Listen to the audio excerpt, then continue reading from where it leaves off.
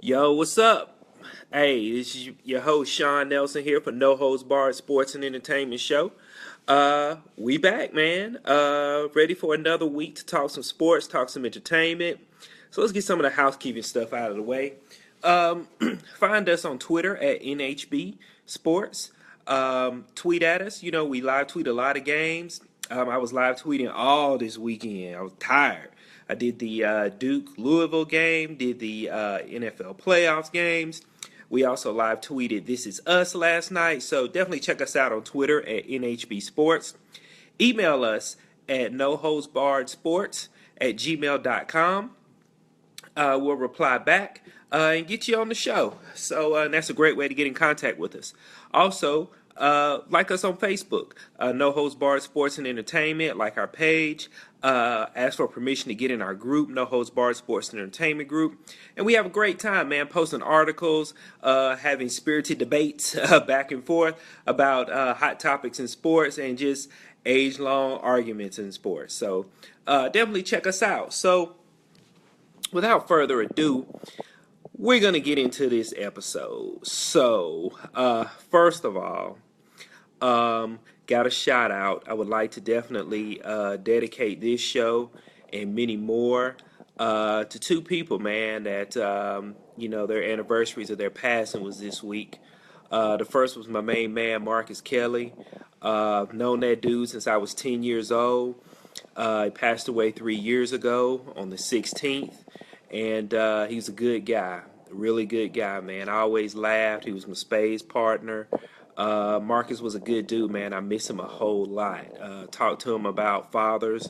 We were both young fathers around about the same time. So I really miss him, man. And can't wait to see you again, Marcus. And also celebrated the anniversary 1 year ago.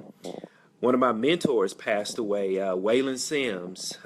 He was my advisor in college for Kappa Alpha Psi Fraternity Incorporated. You'll be hard pressed to find a better man and a better man that loved Kappa than Waylon. He was just a good guy. He gave me a job in college, working in the bookstore. Um, I needed a job. He gave me one. And I will forever be grateful. So, big shout out, much love goes to Marcus Kelly and Waylon Sims, gone, but definitely not forgotten, man. I think about you guys often, and I can't wait to see you on the other side. So, let's go from that to some congratulations. We have some Baseball Hall of Fame inductees, Ivan Rodriguez and Tim Raines. Solid players. Not that big on Tim Raines getting into the Hall of Fame, but Ivan Rodriguez, Pudge, was the preeminent catcher in his era. So congratulations to him. Also, Barry Bonds and Roger Clemens got left out, even though their percentages went up by almost 9%. They still didn't get the 75%. So, it's just one of them things, man. I think they should be Hall of Famers. I understand they were implicated with steroids, but they're all-time great players. You cannot talk about the history of baseball without mentioning Roger Clemens or Barry Bonds. So, Major League Baseball voters, get yourself right, get your life, and go on and vote them in, man. I mean, really. I'm sorry. They're Hall of Famers. So let's talk about this NFL, man. Your boy had a rough week last week. My Cowboys lost to the Packers on a last-second 50-yard field goal to beat us 34-31. Aaron Rodgers made one of the greatest passes ever on third down to put them in field goal range. But I'm here to talk about these haters of my Cowboys. We was down by 18, and where's Romo? They self-destruction. I got a picture of a dumpster fire. Had the Jordan crying meme already, in the first half. But the Cowboys came back. Just our leader, Dak Prescott, he's the show art of the show, the Dak Knight. And we made a comeback, man. We tied the game. We just lost, man. We lost to the hottest team in the league. And right now, the quarterback that's playing the best in the league. And it's just like the hate is so real with people about the Cowboys. People that ain't even got teams. Or people that's teams are terrible. Cleveland Brown fans. You know who I'm talking about. Um, Eagles fans. Redskin fans. Just piling on the Cowboys because they lost. But your team was at home. Your team was at home, but you talking about the Cowboys. They just jealous, dog. It's so crazy to me how much my team is hated. Just hate it. And it's just, what satisfaction do you get out of it? What? Please tell me. What satisfaction are you getting out of hating the Cowboys? I don't understand. I don't understand. Does it make you feel any better to post a meme of the Cowboys? Does it make you feel any better to get into jumping people's mentions and talking about the Cowboys? What satisfaction do you get out of it? I would really like to know because we don't conduct ourselves like that. Now, do Cowboy fans promote their team? Absolutely. Do we brag about our teams? Absolutely. But we don't bring all that to your team and your timeline and all of that. That's crazy. It's a waste of time. Like, why? Why? Just to make you feel better. This is what I'll say. If you ain't got a team, shut up. If your team is losing and didn't make the playoffs, shut up. If your team lost last week before we played, shut up. Just leave us alone, man. We don't bother nobody. We just polish our trophies. That's all we do. We just polish our trophies. We're going to be coming back next year. Dak is going to be our quarterback. Our defense is going to get better. We're going to build through the draft, get some free agents, re-sign some people, and we're going to be right back in this position next year, ready, poised for a Super Bowl run. So you Cowboy haters out there, keep on hating, keep doing what you're doing. We're going to be back where y'all going to be. So speaking of that, very entertaining games this past week. It was divisional playoff week was pretty good. It was pretty good. You had the Falcons beat the Seahawks pretty handily. The Falcons' offense looks very good. I mean, they are rolling on all cylinders. They got the run game, the pass game, the short pass, long pass. Matt Ryan is playing at an MVP level. I know that's crazy for me to say since I've been highly critical of him, but he is playing extremely well, and you cannot deny that. He's doing such a great job. And then, as the aforementioned, the Packers did beat my Cowboys on the last-second field goal. If you watch that game, Aaron Rodgers put on a clinic on how to play quarterback. With his top receiver, Jordy Nelson, out, it doesn't matter. He's just buying time in the pocket, making pinpoint passes. Aaron Rodgers has perfected the back shoulder throw. He's just amazing, man, and it's all on him. It reminds me of those Bronco teams in the 80s. Hey, and shout out to my frat brother, Courtney Turner, that joined. My main man, Leo, joined. And my girl, Sheridan, joined out in Texas. Oh, Sheridan, you missed my my rant about these Cowboy haters. We got to get them out of here. We got to get them off the internet because it's ridiculous. But yeah, man, Aaron Rodgers is just I don't know what to say. I just don't know what to say. He's playing quarterback at another level, and he beat us. Period. He beat us. They have no running game whatsoever. The defense is it's a sinking ship. But as long as they got Aaron Rodgers, man, they tough. And so that's going to be a very interesting NFC Championship game. It's your early game on Sunday at 3 o'clock. The Packers go to Atlanta. I think the first team to 40 is going to win, man. I don't think there's going to be a whole lot of defense played. I think it'll be some outstanding offense. Jordy Nelson has a very small chance to play. if you've ever had a rib injury before, it sucks. It sucks to breathe. It sucks to stand up. I'm sure he's not sleeping. So the fact that he be able to play, I don't know. But from what the Packers did last week, do they really need him? The thing with Atlanta, shout out to Ramsey Hill, just joined, the producer of our show. We're talking about your Falcons, so let me give you some props. Oh, Sheridan, let's go ATL, Packer hater. Okay, if that's how you feel, I guess. I'm rooting for the Packers because I'm like, screw the Falcons in every aspect of it. And if anybody got anything to say about it, I'm right here. This is my thing. The Falcons have had a great season, and they're playing very well. But Matt Ryan, man. He that's what he gonna do. He gonna give you 2 or 3 picks this game. Mark it down. Mark it down. I got the Packers 38-35 winning this game, man, and Aaron Rodgers going to the Super Bowl, taking his team. It's just like those Bronco teams in the 80s, man, when it was just John Elway, and they went to the Super Bowl 3 out of 4 years. And it was all John Elway. That is what this Packers team is. The parallels are so similar. Average at best defense, no running game, stud quarterback. Now, those Bronco teams did have the 3 amigos at wide receiver. They were very solid. This Packer team, Monte Adams, okay. Cobb, he'll do. No Jordy Nelson. Got a strong tight end.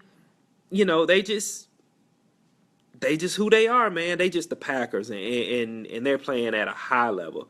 Ramsey says Atlanta will have it done before the fourth quarter even starts. Who gonna blow them out, huh? So Ramsey, who gonna stop Aaron Rodgers? Y'all gonna generate a pass rush? You gonna blitz, and then get your secondary burnt? Look, I'm just saying, man. That's going to be a high-scoring game, and turnovers are going to be the key. And your boy, Matty Ice, is going to throw at least 2 interceptions. Mark it down. I said it. 2 interceptions. 2 interceptions, a fumble interception, one of the 2. He's going to have 2 turnovers. I don't think y'all are going to blow the Packers out. I just don't see that. I don't see that. And I understand it's going to be a crazy crowd. Last game in the Georgia Dome, I really don't think it's going to matter because emotion is going to only take you so far. It'll bleed in through the first half of the first quarter. But once it sets in, man, you got to deal with Aaron Rodgers. That's what you got to deal with. So, sorry, Atlanta fans. Y'all are going to lose. I'm going to rejoice in you losing. And we'll talk about it next week. But, yeah, I got the Packers 38-35. Moving on to the AFC side of things, what can you say, man? Let's see. Ramsey says, Matt, no interceptions in how many games now? 3 or 4. This is not Tony Romo. Oh, so see, Ramsey, you missed it earlier. I went on a rant about Cowboy haters. Now, you my boy. We cool. I'm going to let that Tony Romo thing slide, but there's no Cowboy slander on this show. But look, man, he ain't thrown a pick. That don't mean he ain't going to never throw a pick again in his life. He's going to throw some interceptions. This is pressure. The Packers playing with house money. Atlanta has to win this game. And it can't be close because you know how y'all are in close games. As I've said all season, who have they beat? Who have they beat? Has Atlanta beat a complete team? I'm just saying. That's all I'm saying. Have they beat a complete team? But, you're a fan. You need to hold on to that. I understand, but it's not going to happen. So the Patriots whooped the hell out of the Texans and didn't even play a great game. Ramsey, how you going to pick the Packers and your team is the Falcons, 33-32? See, I need to screenshot this and send this to all your Atlanta friends. That's blasphemous, dog. Like, this is the championship game. Even if you think your team gonna lose, you got to put out they gonna win. But that's Atlanta. That's Atlanta right there, right there. But yeah, man, the Patriots just beat up on the Texans. They didn't even play well. Tom Brady threw 2 interceptions. Um, no, that's who Atlanta beat, the Packers 33-32. Okay. So y'all beat the Packers, huh? You think you're gonna beat them twice in one season? It's hard to beat a team twice, dog. Cowboys can beat Packers twice. And we beat the Packers ass. We beat them. Beat them. So I just don't see it, Ramsey, man. I really don't. I just do not see the Falcons winning this game. It's just Aaron Rodgers is playing. He's so hot right now, man, and I don't think y'all got the personnel to cool him off. I really don't. And if Jordy Nelson plays and he's even average, they're gonna blow y'all out. They're gonna blow y'all out. Kyle Shanahan, he thinking about getting another job. He ain't focused. So, but all right. Anyway, so the Patriots beat the Texans, man. Big performance by them. Second game was the Steelers and the Chiefs. Shout out to my frat brother and coach, Mike Tomlin. We'll get into him a little bit later. But going to the AFC Championship game, man, but they didn't score an offensive touchdown. That is concerning to me with that high-powered offense. And they got to travel to Foxborough. Man, it is hard to bet against Bill Belichick and Tom Brady. It really is. And the Steelers did not play particularly well last week. Do I think they can go in there and win? I would give them a puncher's chance. I got to root for my frat brother, but at the end of the day, I got to go with Tom Terrific. I got the Patriots winning that game 21-17. I think it'll be close, but just too much Patriots, man, and it's going to set up, I think, an all-time great Super Bowl when you got the Patriots versus the Packers. Ramsey sticking with his preseason pick of the Steelers to beat the Patriots. Hey, man, it can happen, dog. It really can, man. Le'Veon Bell and Antonio Brown could be big factors, but Bill Belichick always takes something away from you. So I think he's going to take away Antonio Brown, because Antonio Brown can beat you. I don't think Le'Veon Bell can beat you because they're the Patriots are good up front. I don't think he's going to run crazy on them. And it's going to be on Ben's shoulders, man. And can Ben pull it out? I don't think so. Not a knock against Ben Roethlisberger, but if you take away his favorite target, their offensive line is shaky at best. The Patriots get after you. Hey, turnovers. But yeah, I'm going with the Patriots, man. They're at home. And I just think with the Flakegate and everything, Tom Brady's on a mission, man. And I got to roll with that.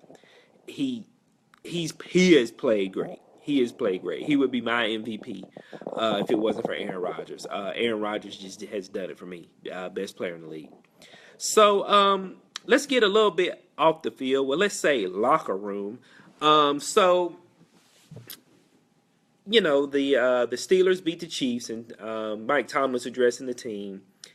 Antonio Brown takes out his cell phone and does his best no holds barred impression and goes Facebook Live and records the entire speech. Why? Why? Just why? Why? You can see a teammate is telling him like, man, no, and you can hear Tomlin in the background using some profane language, but there's nothing wrong with that. He's in the locker room. There's no press in there. He's in the locker room. You can say what you want to say. And he put that out there for 20 million people to see. So, of course, he's apologized for his actions. But I want to see what y'all think. Did y'all think it's a big deal? Excuse me. Or is this just being blown up by the media? Mike Tomlin wasn't too cool about it. He came out and was just like, he'll discipline Antonio Brown, which means he'll probably be in excellent shape for the game Sunday. But man, this is my thing. The media is held out of the locker room for X amount of time for a reason. For the coach to address the team, for players to shower and get dressed. It's not our place as fans to be inside the locker room. So this was unnecessary, in my opinion. It wasn't needed. Um, it was strictly a selfish move just to do it, just to say you did that. So, from all accounts, Antonio Brown's a good dude. He's a hard worker. You never hear anything about him in the news or anything, but just a lack of judgment here and a poor decision. Um, and I think if it was any other player, a player of less caliber, they could be suspended or fined or not playing in the upcoming game. But because it's Antonio Brown, arguably the best receiver in the league, um, like I said, he'll get some good conditioning more than likely, but he'll be playing Sunday. But I think it was a bad decision. I don't think you'll see this again from him or any other player, just due to the backlash that he's received. So, championship week Sunday, man, it's gonna be good. You got the Falcons and the Packers at 3, and then I want to say the next kickoff is at 6:30 or 6:45. You got the Steelers and the Patriots. So I'm going Packers and I'm going Patriots. Can't wait to see it, man. So follow us on Twitter at NHB Sports. I'll be live tweeting both games. Use the hashtag NHB so I can follow you back and I can talk to you. So can't wait till Sunday. So let's move on to the NBA. And we got to talk injury, man. The great equalizer in sports is injuries. It happens to every team at any given point in time, and it can destroy your season.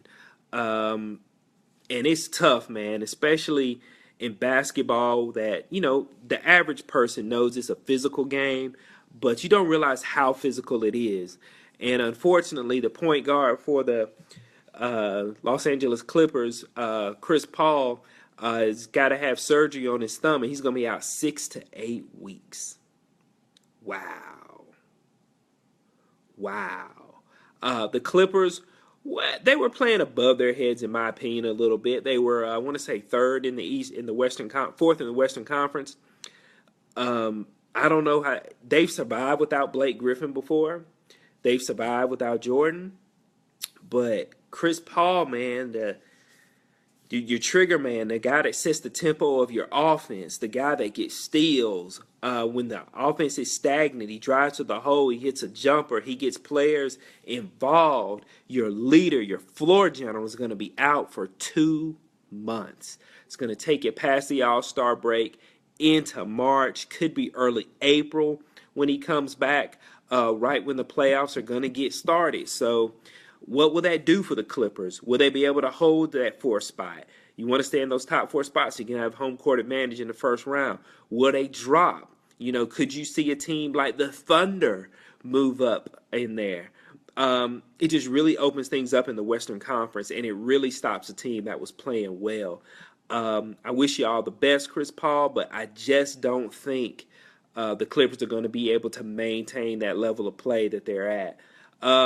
Hey, we got Letitia Jackson just joined. She's a Philadelphia Eagle fan. She was in the Cowboy Hate that I talked about earlier. So Letitia, the rules are simple. Don't talk about the Cowboys while we're on here. You can talk about anybody else, but you can't talk about the Cowboys. And the Eagles still suck, by the way. So, but yeah, back to the NBA, man.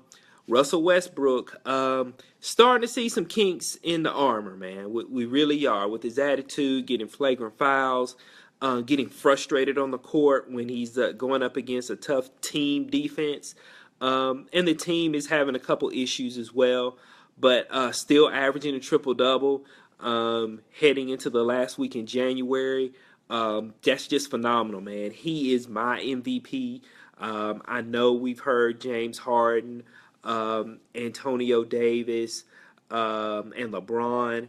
But what we're seeing out of Russell Westbrook, man, 31 points a game, first of all. Let that sink in. And 10 rebounds and 10 assists. The guy's just playing phenomenal. But we are seeing some kinks in the armor. We are seeing that. I don't know, is it fatigue? I don't know, is it because he has to do so much for his team to win? what it is. There was a segment on ESPN before I got on here. Is Russell Westbrook and Kevin Durant better apart than they were together? I think that's a ridiculous question. I think together they were up 3-1 on the Warriors in the playoffs. They were a team that went to the finals. That 1-2 punch is amazing. They just didn't know how to play together.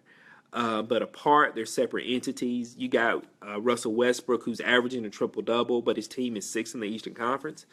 You got Kevin Durant, who's on the Warriors, who are first in the Western Conference, but just really not gelling with that. That team has not hit its full stride yet. Don't be fooled by them scoring 120 points, 132 points a game, because they're giving up 110. I said it before about a month ago. I just don't think they're the best team in the NBA.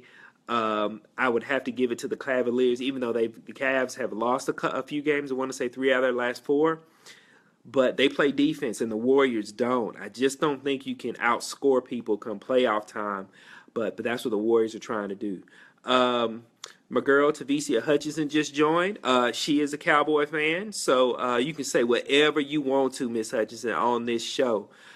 Miss Jackson can't say anything because she's an Eagle fan. So the NBA in a nutshell, man, we got the All-Star game coming up in about a month. Things are shaping up. I still think the teams to beat in the West are the Warriors and the Spurs. I got to take the Clippers out of that. I just do. With that injury to Chris Paul, I just don't see it. Teams in the East, of course, you got the Cavaliers and pretty much everybody else. Toronto is playing well. I think Chicago can make some noise. I like what Boston is doing, but I still need to see it more consistently. And, the rumors are out there about Carmelo. I said it last week, and then it came to pass, but I know I won't get credit for that. But I said last week they need to trade Carmelo Anthony. Go on and get something for him. You were 11th in the Eastern Conference. If you make the playoffs, you're going to get swept by the Cavs. Trade the man, get something for him, and build around Porzingis. That's what the Knicks need to do. That's what Phil Jackson needs to do. If Phil Jackson, why are you asking, does Carmelo want to be traded? Or does he want to move on? Just trade him. That's the best thing to do for your franchise. So the NBA, man, always full of storylines, always full of drama. Just for no reason. For no reason. This Carmelo thing isn't even a debate. Trade him. No matter where you trade him to, get picks, get younger players. Do what you got to do, New York. Get out from under that salary and just start over. Period. That's all you need to do. So we're going to switch gears here. Melo has a no trade clause. Well, that puts a different thing. But they need to get rid of him, though, Ramsey. Really, he is holding the franchise back. If you want to make the argument that he's holding them hostage, you can do that.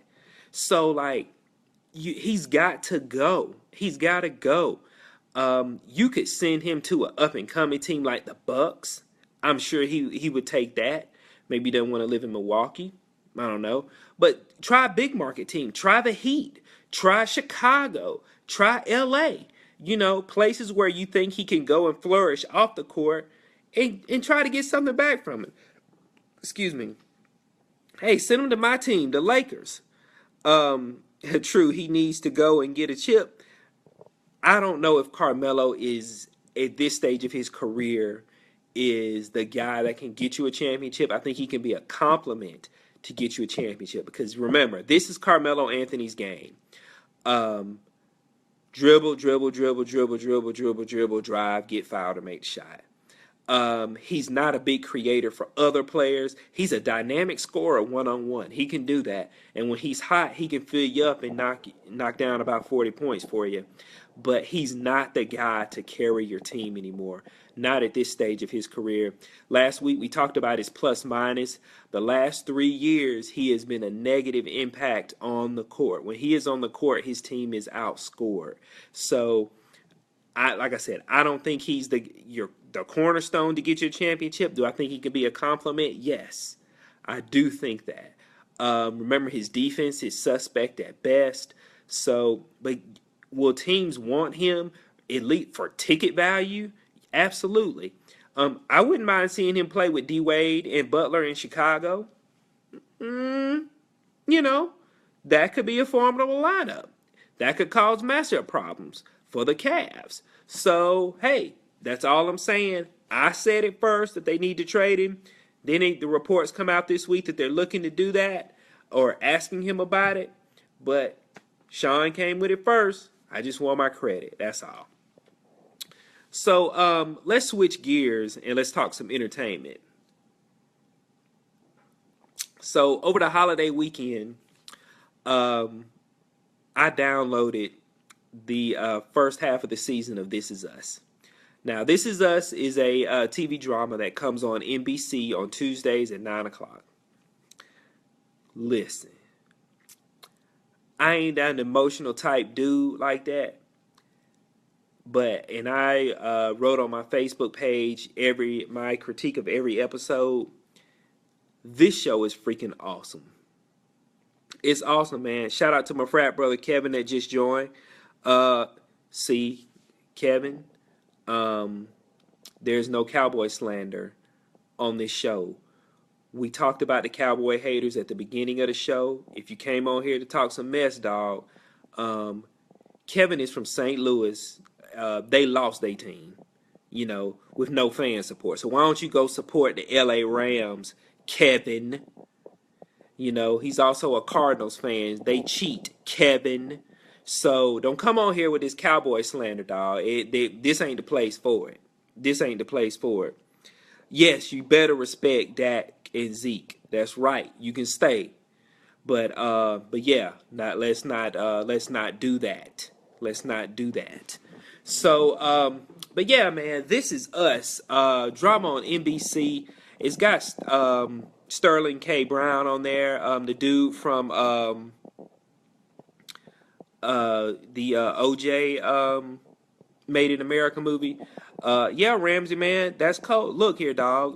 Look, I'm sick of this cowboy hate, man. You have no idea how bad I am about to explode about it, because it's just ridiculous. It's ridiculous. Like, why are you hating on the Cowboys? Why? What did they do to you? What did they do to you? Is it because we have 5 Super Bowls? Is that it? Is that it? Is it because we're America's team? Is it because we're valued over $3 billion? Why? Like, what? Why do you hate us? Why do you hate? It's like being a noob, dog. Like, I don't understand why they hate on us so bad. Is it because we good looking? Is it because we got the finest women? I don't know. You tell me. But anyway, man, I digress. Let me get back to this show. This Is Us. It's phenomenal, man. This past episode was episode 12 of season 1, The Big Day, and they really went back into how the Pearson family all started. As you know, if you're watching the show, well, this is what I tell you. If you're not watching the show, do like I did. Go on demand, download all the episodes. It's about 45 minutes an episode, and it's just gripping TV, man. It really is, and they tackle real life issues. I had to take a step back and really look at things because I really don't have any obese people in my family, and to see the struggle of a certain character being obese and just living life, like it's things I never think of, like airport travel. Having to buy 2 seats? That's crazy. That's so crazy once you really sit and think about it, if you know how expensive airplane flights are. And then to get the extended seat belt, like, I didn't even know they made those. I just thought you just moved the thing out to make it bigger or whatnot. So it's stuff like that, man. And then how depressing it is for them around the holidays. And the gastric bypass surgery, to shrink your stomach the size of an egg and all the side effects of that. Like, I had no idea. So that's the storyline. Shout out to my man Rollo Milton who just joined. Another storyline for This Is Us is an adopted black kid, man, and him just trying to fit in and find himself. Man, if and I'm not going to just hold it to any black man, any man, when you're growing up, to find your identity and to be able to see yourself is important. That's why representation is so important. And for him to be adopted and grow up in the whitest of white neighborhoods, but having grounded parents was extremely difficult for him. And having a mother that not knowing how to raise a black son, like taking him to a black barber, making sure that he has lotion, just simple things that she didn't know because it's not in her culture, but she's trying to raise a black boy in the 1980s. So that's a great storyline. There's some love angles in there that are very, very good and very well written. But this last episode, The Big Day, really gets into how the Pearson family formed. There's a couple of spin-off little plots there with the doctor that delivered them, whose wife had died 14 months ago, and he still had her stuff in the house, man. Everything was still laid perfectly as if she was still there.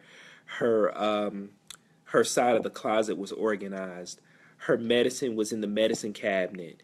Her beauty supply stuff was still on the counter by the bathroom sink. And he would have conversations with her while he ate. It was so precious. They were married for 53 years, and and his son was telling him, you need to move on, you need to go out and see what this world has to offer. And he told his son, like, if you want to be welcomed in this house, you will not talk about your mother that way to me. That's love, man. And that's the love that if you're married or if you're in a relationship that you strive to have. Like that unconditional forever love. Like, if my spouse died, like I don't know if I'd be able to move on. I don't know if I could do that. When you put your heart and soul into it, and you could tell just the words and how the reverence he spoke of his wife, just how in love he was with this woman, and life without her, he said he just didn't want to do it. So, I won't give the plot away because it did just come on last night, but, that's a plot line. Another plot line is the Randall, the black kid, was dropped off at a fire station. So they go with the backstory of the fireman that took him to the hospital, and him and his wife were struggling in their marriage. He originally brought Randall home, and his wife was just like, why you got this black baby in here? You need to go take it to the hospital before somebody called police on you. But that guy was trying to do anything he could to save his marriage. And, man, it's what people do to save their relationships. Yeah, everybody's been there. When you feel like you're about to lose it and you just try to grasp on anything. He brought a black baby home in 1980 to try to save his marriage. Let that sink in. But anyway, of course, he takes the baby to the hospital. And when he comes back, his wife is just like, wow, that was a hell of a gesture. Can we start over? Which was kind of cool. So that was it, man. And it just really gets into the triplets and the foundation of their family. And it's some funny parts too, because she has the baby, but before that, it's Jack's birthday, and she is very, very pregnant with triplets, and she just totally forgets his birthday and just disses him, man. And as a man that's been with his wife that has had 2 kids, that last trimester, them last couple days, man, that meanness just comes out, and she just let it loose. Told him not to come back until his attitude changed, and he didn't even say nothing. So, but This Is Us, man. It is a phenomenal show. Check it out at NBC Tuesdays at 9:00. I love it, and like I said, I'm not an emotional type dude, but every episode grips you to the point to where you're just like, ugh, man, that's tough. So, definitely check it out. We'll be live tweeting it on Twitter at NHB Sports. Follow us, man. Join our conversation, and it's a great time to be had. So, last but not least, we're going to talk about some petty We call it the Church of Petty here, where we embrace your pettiness here at No Holds Barred. Excuse me, society is not, it frowns upon petty, but there ain't nothing wrong with that. And you can be petty this week. Be petty this week. I'm going to tell you how to be petty this week. So apparently there's a big to-do going on in Washington Friday. Apparently there are going to be some people there, somebody's going to put their hand on the Bible and swear their allegiance to this country and all of that. But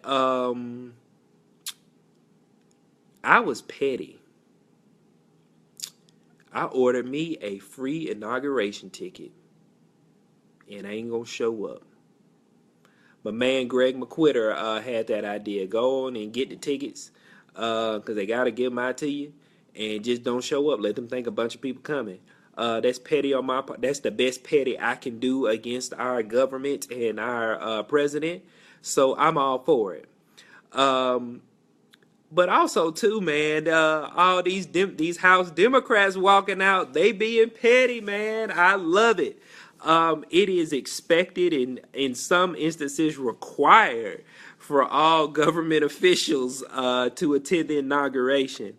And they are not, man. And look, listen. Hey, like the t-shirt say, don't let your president get your ass whooped, They just not going. They walking out, man. They being petty and being so petty about it, talking about him too. This isn't a political show, so I'm not going to get into that. But I think that's petty, and I love it. Don't go. Don't go at all. Yeah, that's crazy. Also, too, man, now, this is petty. It was a little funny. I did chuckle at the Bleacher Report this week. Jerry Jones was quoted as saying Tony Romo will play in a Super Bowl in 2017. You can read into that what you want to. So, Madden 2017 tweets he can play in the Super Bowl on Madden. Petty as hell, so unnecessary, but I did give a little chuckle. I did think that was pretty funny. So that's our pettiness for the week, man. Keep sending in your submissions. Greg McQuitter sent both of those in to me. So he's the petty king, man. He's a great follow on Facebook. Greg is all about that petty. So, but hey, that does it for our show this week. We came in a day early. I have a work event tomorrow. Wish me well, need your prayers, putting on this event. I hope it'll be great. But we'll see you next Thursday. We'll recap the championship week in the NFL. We'll dig into some more NBA. We'll dig into some college basketball. Give you a Super Bowl preview. We'll review the next episode of This Is Us. And I'm going to try to do Insecure this week since I was told that was a pretty good black show. So I'm going to check it out, man. Maybe we'll talk about it on the show next week. And definitely, I got to take my daughter to see Hidden Figures on Friday. So we'll definitely review that next week. So, again, hey, Big Steve just joined. My man, Steven Davis. Excellent basketball coach, by the way, guys. But, yeah, we'll be back next week, man. Follow us on Twitter at NHB Sports. Hit us up on Facebook at No Holds Barred.